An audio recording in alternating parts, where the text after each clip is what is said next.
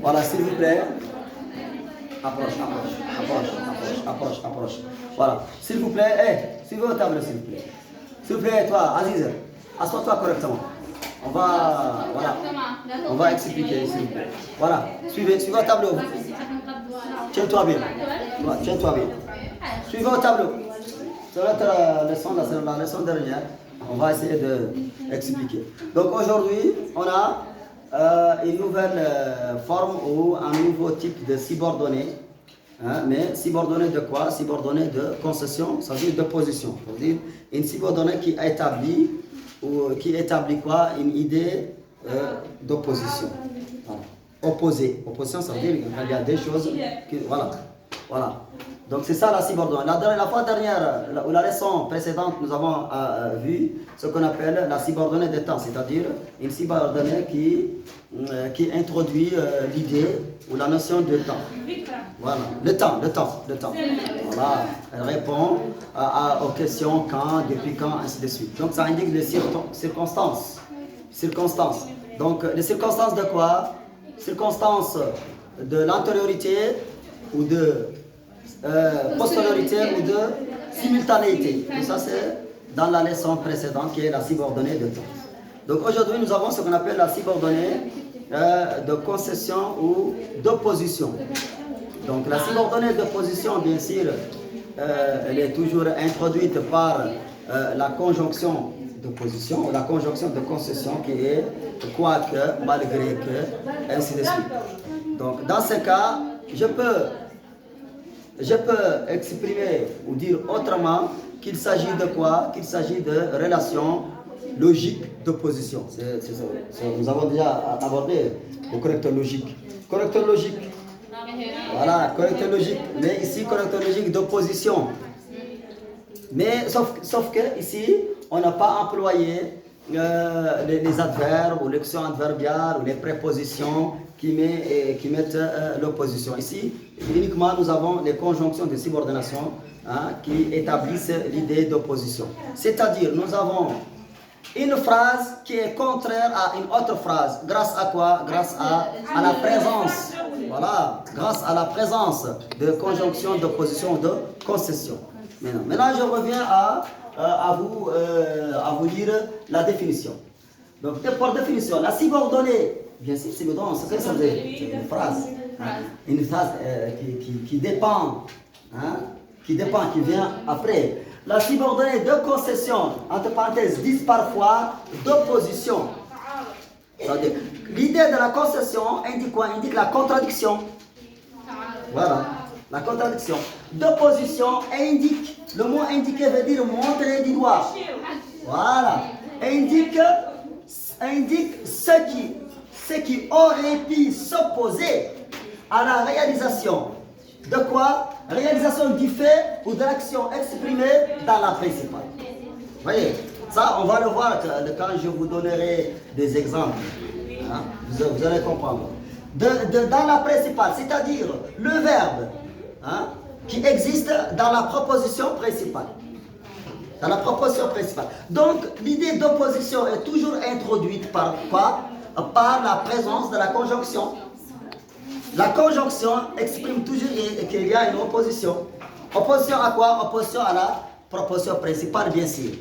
Donc elle, c'est la subordonnée d'opposition, bien sûr, de concession. Elle répond aux questions.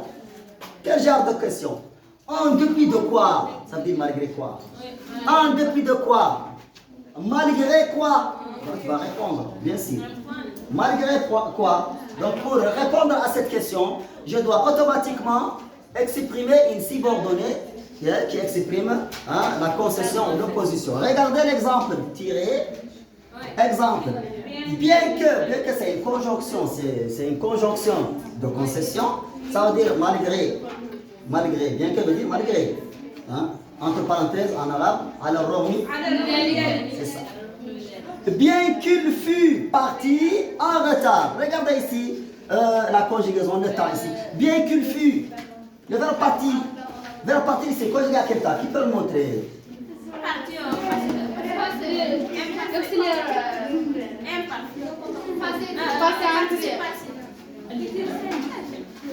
Bien qu'une fille partie.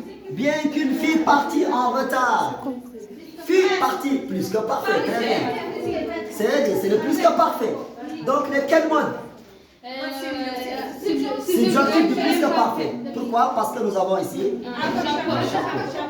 Donc, le chapeau ici, c'est le subjonctif imparfait. Mais comme il est suivi dans participe passé, automatiquement se transforme en plus que parfait. Donc ici, bien qu'une fille partie en retard, regardez l'opposition. Bien qu'une fille partie en retard, malgré qu'une fille partie en retard, il a réussi, il a réussi à me rejoindre. Il a réussi à me rejoindre. Il a réussi à me rejoindre, c'est la proposition principale. Mais malgré quoi?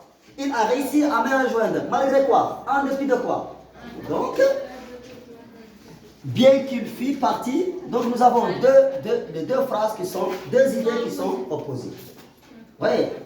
C'est-à-dire, malgré son retard, il m'a rejoint. Il n'est pas resté là-bas. Il m'a rejoint, malgré son retard. Vous voyez? Donc nous avons deux idées, deux phrases qui sont opposées. Hein? Donc, bien qu'une fille partie en retard, il a réussi à me rejoindre. Il a réussi à me rejoindre en dépit de quoi? C'est-à-dire malgré quoi? C'est ça la question à laquelle on va répondre. La subordonnée va répondre. Donc, il a réussi à me rejoindre en dépit de quoi? Malgré quoi?